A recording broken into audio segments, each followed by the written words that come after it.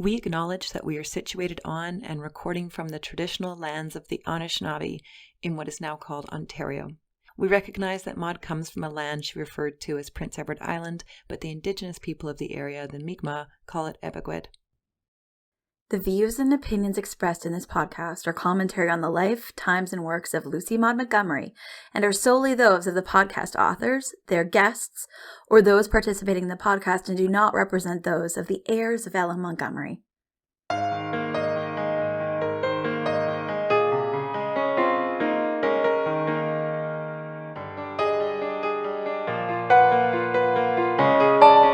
Hello, Mod Squad. Hi, and welcome back to our final episode of Mod, Books, Babes, and Barbiturates. As we put this pod together, we felt like we've gotten to know you, our squad, and we want to get honest, really honest. We were worried about this podcast. We were worried there was not enough joy. We thought that's what you would want, for Maud to be Anne, for Maud to have this loving, carefree life where stories just flowed from her fingers. An easy-breezy genius who would just let her creativity fly. We were convinced that that's what we wanted. But we got to wondering, what was it that we wanted? We're grown women now. We know that life may have a mistake or two waiting for us tomorrow, and that the bend in the road may suck, that life can be a perfect graveyard of buried hopes sometimes. We hope not. But we've lived enough to know it could be. And as Jenny and I went on this journey, we started to realize that we weren't going to find the person we wanted. But maybe we would find the person we needed. So, tie your hair up and let your skirt length down. We're growing up with Maud in I Also See Before It a Garden. As a kid, Anne taught me so much. She taught me to ignore the popular basic girls. She taught me to put my hand up and know the answer. Be a loyal friend. Help my parents in the orchard. She taught me to read until dawn, put on a weird costume, try for the best, never wear pink. But life, real life, got in the way, and I wondered, man, Anne, I did all the things you did. I tried. I really tried. And I looked around and was like, was all that a lie? I did everything right, and I was not where I wanted to be. Should I have just followed the popular girls and ended up in a big house in the burbs? I was mad at Anne. Maybe Maud too. The Tao of Anne was a bunch of bull and Maud was a liar. Why did I bust my ass when I could have just played the game? Then Josie Pye and Ruby Gillis and all those wishy-washy, you know the quote. Could have been so much easier. So I put those books away. Anne and Emily and Pat, my dear friends for so many years. They all went in a box. I thought, I'm done with you. Until I wasn't. For me, Anne created magic everywhere, and I escaped that place too. I spent too many hours staring at the lake, wandering through local woods and brewing up characters. I was a witch at one point, and I related to Anne's bizarreness as a kid. She called out uncomfortable truths, and she felt her emotions deeply. I could relate to that. Then, while my grandmother was still alive, I discovered a family connection with Maud. She shared with me her own impression of the family. I was intrigued. When it was reported that Maud committed suicide, I was flabbergasted, so I immediately went to the library and I took out her journals. I was in tears by the end.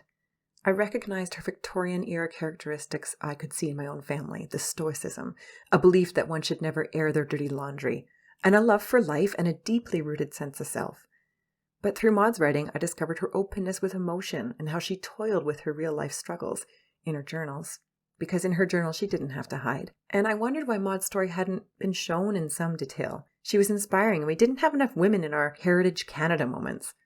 And I thought of my dear friend, my red-headed special pal who sang in the choir with me, dressed up in silly clothes for school projects about Tchaikovsky, my friend who was just like Anne herself in her fierce protectiveness over those she held dear, and I was thankful to be included in that bunch. And she knew every book off by heart. I rang up Steph for a coffee date. It was a hopeless day in a rank Toronto Starbucks when Jenny said, you know how Graham's new Maud? You want to try to write something about her? And I did. I couldn't believe it. Yeah, from some forgotten part in myself, yes. I wanted to write something about Maud with Jenny. Fist pump. This invitation felt like a last trip into the world that I once thought held all the answers when I needed answers the most. A chance to find Anne again. Jenny and I fell under Maud's spell hard. Maud was everything we needed. She was funny and cutting and loyal and brilliant. She was sad and bitter and sexy and real. She had a crazy family. Sold. I was back in the Mod Squad. I believed. The girl I was looking for all these years was standing just behind Anne, waiting for me to peek over that straw hat and red braids and find her. Because the grown, sarcastic, eye-rolling woman I had become, I couldn't relate to grown-up Anne. After Anne marries Gilbert, she becomes extremely traditional. She marries the first guy she crushed on, and they live contentedly and quietly, while her children and Susan Baker, shout out to Susan Baker, Mod Squad, became the characters to care about. In the later novels, Anne becomes so quiet. But L.M. Montgomery stayed firmly as the central, dynamic figure in her own story. She didn't lose herself to traditional roles of motherhood, or to Ewan. She held tight to her art, to her drama, to herself. She hired maids to keep the house running. She earned bank. She would not abandon the career that she had fought like hell to keep. And it wasn't always easy, as you know. But furthermore, let us tell you the story of Arthur Deakin. He was a literary critic who had it out for Maud. After World War I, there was a push in Canadian arts for us to celebrate our own. Maud leaned into this heartily, of course. She helped create the Canadian Authors Association, and she served as vice president. She would speak at and organize events across the country. However, also around this time, there was a trend to get rid of any writing that was considered frivolous and romantic. And by the 1930s, Maud's CAA was being replaced by the Association of Canadian Bookmen, the ACB, and it was founded by Deakin. No women, no, quote, sentimental writing allowed, and when the ACB started to run events, Maud was relegated further into the back, along with the other women. This was turning into Biggie versus Tupac. Two different writing styles, but like Biggie and Tupac, Deakin and Maud wanted the same thing: pride and Canadian nationalism. So, instead of working with Maud, Deakin wrote a literary history of Canada he called Poteen. In this, he slammed Maud. He wrote, Lucy M. Montgomery of Prince Edward Island shared the quick popularity in a series of girls' sugary stories begun with Anne of Green Gables. Canadian fiction was to go no lower, and she's only mentioned to show the dearth of mature novels at the time. It's gross. And also, lame title, Deakin, unless you meant poutine, and that is delicious and fine by us. If you've spent a minute reading LMM, you know her style is caustic and funny, and her descriptive writing about soft pines and purple sunsets slaps. So here, Maud defends her writing style while bashing the popular author and Arthur Deakin darling, Morley Callahan, in December 1928. Callahan's idea of literature seems to be to photograph a latrine or pigsty meticulously and have nothing else in the picture. Now, latrines and pigsties are not only malodorous, but very uninteresting. We have a latrine in our backyard. I see it when I look that way. And I also see before it a garden. Over it, a blue sky. Behind it, a velvety pine. These things are as real as the latrine and can be seen at the same time. Callahan sees nothing but the latrine and insists blatantly that you see nothing else also. If you insist on seeing sky and river and pine, you are a sentimentalist, and the truth is not in you. This was definitely pointed at Deakin and the Canadian Bookmen. But why were these critics and scholars so pitted against her? Was it because she was popular, so therefore not cool? Or was there an evening where she embarrassed Deakin in front of his cool writing dudes and then a vendetta was born? Or could it be because she was a woman and a successful woman, fighting to help create a place not only for herself, but for Canadian women in literature? Women like Margaret Atwood and Carol Shields would later go on to cite Maud as their inspiration. Maud created characters who challenged everything the Canadian Bookmen appeared only to rally against. If only Deakin could see where her work led. Scholar Irene Gamble wrote, "An L.M. Montgomery heroine takes charge of her own pleasure and sidesteps the traditional model of male dominance and female submission. Her girl heroines grow into young women who generate their pleasure through creative work and professional careers, and who delay marriage and childbearing. Montgomery's girls are profoundly modern in that they do not wait for pleasures to materialize in heterosexual romance." That came from L.M. Montgomery's Safe Pleasures for Girls, Erotic Landscapes, again by Irene Gamble. But whatever the reasons, Deakin really loved to bash Maud and demote her work, and with his influence, her books were transferred to the children's literature section. Child literacy was up, and they needed books for this newfound audience. The illustrated versions of Anne and Emily kept getting younger and younger. These were the same books that had been read and adored by prominent people, all genders, around the world, including me and Steph, and if you are listening to the podcast, I'm assuming you too. Maud appeals to us for the very reason Deacon roasted her all those years ago. A regional writer who knew about rural life in Canada and then wrote about it? Not only wrote about it, but made it seem aspirational, like here in her journal in June 1908. As a kid, I could not believe it. I have been picking early strawberries. I went this evening down the shore lane and picked a cupful among those windy, sweet-smelling grasses. I love picking strawberries. The occupation has something of perpetual youth in it. The gods might have picked strawberries in high Olympus without injuring their dignity. Maud picked strawberries? I picked strawberries. I totally hated it and was bribed with Dairy Queen if I behaved, but reading this, I realized I might as well have been playing the cello or designing a bridge. If Maud saw it this way, it must have value. The acclaimed author Jane Urquhart much more succinctly wrote, essentially, she gave permission to succeeding generations of Canadian writers to mythologize their dusty small towns and marginal farms, their daily lives, and those of their seemingly unexceptional neighbors. As kids, Steph and I only read or watched TV about big cities or sprawling suburbia. None of this seemed like our lives. And with Maud, somebody finally got us, even if we came along 80 years later, that there could be an element of worth and intrigue in our unglamorous lives, our unglamorous town. That was something to us.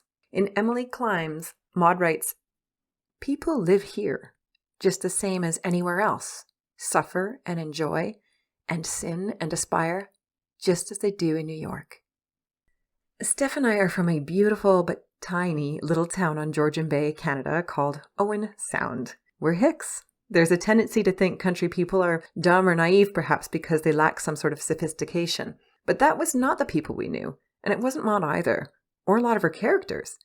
They held deep emotional lives just like we did. We were surrounded by many highly intelligent, aspirational, and exceptional people. Her writing normalized and validated our experience, and it was a relief. And not just to little girls with strawberry-stained fingers. Maud's influence far surpasses Canada. Anne of Green Gables has sold over 50 million copies and has never gone out of print. We couldn't end this series about Maud without mentioning the scope and reach of her novels, including, most dramatically, Japan.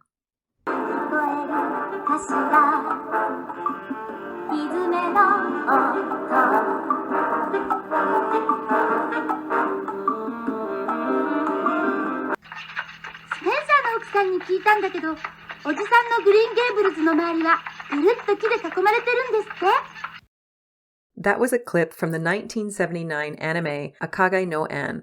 However, Maud's work infiltrated Japan much earlier than that. The first Japanese edition of Anne was published in 1952, and this was entirely thanks to another renegade woman, the translator Hanako Muraoka. Her picture is in the show notes. Muraoka received the English language novel as a gift, and she secretly translated it to Japanese throughout the Second World War. Since it was the language of the enemy, she had to translate Anne of Green Gables in secret. After the war, as America occupied Japan, English became part of the educational system. Anne was filtered into schools and homes, and boom, it became the English reader for Japanese schools after the war. Akage no Anne, the Japanese translation of Anne of Green Gables, renamed Anne of Red Hair, has remained an obsession. Over the years, nursery schools and colleges were built, anime was created, all devoted to Anne. There was even a theme park in rural Japan that was a replica of Avonlea. It's called Canadian Town. In Yuka Kajihari's article, An Influential Anne in Japan, she writes that earlier readers of Akage no Anne in the 1950s and 60s strongly identified with the orphan's difficult situation, as the war produced many orphans. We have this article in the show notes. They identified with Anne being on her own and were transfixed by her outspoken nature. She was very different from the traditional expectations of children in the 1950s. I used to marvel when my aunts would tell me about young couples who traveled from Japan to Park Corner, PEI, to get married. That's where Maud had married Ewan. Now, grown-up me wonders how their marriages turned out. What's the divorce rate in Japan? The connections between Prince Edward Island and Japan are deep and heartfelt. When the house replica of Green Gables in PEI was damaged by fire in 1997, it was Japan that raised and sent money to Cavendish to save their icon's home. The love is so deep, that in 2014, Japan's national broadcaster NHK released Hanako to Anne. We'll translate that for you. That's 156 episodes about Anne's translator. It was a ratings hit. I know. The Translator of Anne of Green Gables is a biographical series. That is the geographical expanse and staying power of Maud. We think about Hanako a lot. As Maud's life was coming to a close, a new life was beginning for her writing. When Maud felt most hopeless, hundreds of thousands of miles away, Hanako was hiding the novel during air raids and keeping it safe for an entirely new generation and culture. When Maud put her pen down, Hanako picked it up. Maud's popularity just grew and grew worldwide. Anne was made into movies, and Anne of Green Gables the musical has been running since 1965. The classic Sullivan Productions Anne of Green Gables and its sequel have been perennial favorites, and we know Kevin Sullivan is a controversial figure with Maud's family in terms of rights. But you have to admit that it created an even bigger fan base, and it allowed for many more thousands of novels to be sold worldwide. Today, thanks to Breaking Bad's Moira Walley-Beckett, Anne with an E has made Generation Z catch up with Anne. This Netflix darling version of Anne grapples with racism, date rape, and gender equality. And we say, about time. Her writing has cinematically inspired over 8 generations.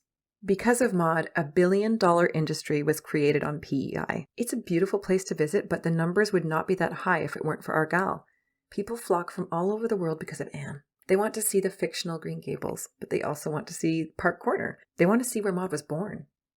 My own family has Clark's Sunny Isle Motel in Summerside. Go stay there. There's a major endorsement from TripAdvisor. My aunt raised her children on that earning from that motel, and my cousin now raises his family on that motel. But would that motel be half as popular without what Margaret Atwood playfully calls the Annery? Doubtful. And that is just one tiny personal example. Working on this podcast, Jenny and I threw ourselves into Maud's world. We researched and gossiped about her like she was our friend. We would text each other pictures of snow on Blue Mountain or a sunset from Malibu that we thought Maud would have liked and described. When we were together, we'd drink a cheap bottle of wine on my back porch, and we'd joke that it was no Chateau d'Yquem. I'd describe my accountant as nice, but a real Mr. Mustard, and Jenny would just know. Who, as adults, go to a library and then 2 bars in one day to hash out a passion project in Meaford, Ontario? Us. Why? Because of Maud. The journals gave us both the brilliant writer and a relatable figure who had complex problems and difficult obstacles. And the journals got me curious. I checked out Pat of Silverbush from the Silver Lake Library, and it all came flooding back. I remember how much I loved Ilsa and Valency, how Judy Plum and Tilly Tuck made me laugh, how sweet and wholesome. Man, I love these books. But looking at them through my new lens, I also see how dark and historical and gritty these books are. As an adult reading, I see the stillborn children, the dead lovers, the World War, the long separations, and the mental illness. I can see the true depth that was always there, I think. Or do I find more now because I know what Maud endured? Do I see this work now as a moving part adjacent to her real life? I can no longer separate Maud from Rilla, Maud from Valency, Maud from Anne. And I realize I wasn't a sucker to follow the Anne way of life. I was just a little weird and a little sensitive and a dreamer, like Maud. She was as complicated as any of us are, and more talented than many could ever dream of being. We've done our best to honor her son, Stuart's wishes. The 3 hopes he had for a biography about his mother were he wanted the truth. Well, based on our years of research, we told the truth as we saw it. He wanted people to know what she was up against, and we think after these 6 episodes, you know what this renegade had going on in her life. And then finally, he wanted people to learn from her mistakes. Well, that's always so easy, isn't it, for outsiders to look in retrospect and see what wrong turns were made in a life. But we had a few takeaways, and we are sure you have yours. Maud's choices, or mistakes, if we are using Stuart's language, remind us to make decisions based on love versus fear, to ask for help when we need it, and to try and ignore what society says you should do. Do what feels right. Love a farmer. Write, and write more. We wish we could meet you, Maud, and Fred, and Ewan, and Herman, and even Elsie Page to give him the middle finger. But since we can't, here is a podcast in your honor, Canadian spelling. We can't convey how much we love you, Ella Montgomery. You were the girl we were waiting for. We want to thank Nola Augustin for being Maud. our McLennan Kovachev Drummond families, Jan Caruana for being Maud the Pod's Diana Barry, she did it all. Social media, editing, and cheerleading. And thanks to Tim Frankham for our theme song, Alex Harvey Wickens for our cover art, Paul Spurgeon for his years of advice and support, Kim Moffat for the technical and moral support, and the doctors Mary Henley Rubio and Elizabeth Waterston for their lifetime of research. And of course, thanks to our beloved Maud. And Maud Squad, thanks to you for your enthusiasm and friendship and support. Please go read Alan Montgomery's journals or any of the novels you may have missed. We were just scratching the surface. Thank you for listening, liking, and subscribing. Go Maud Squad.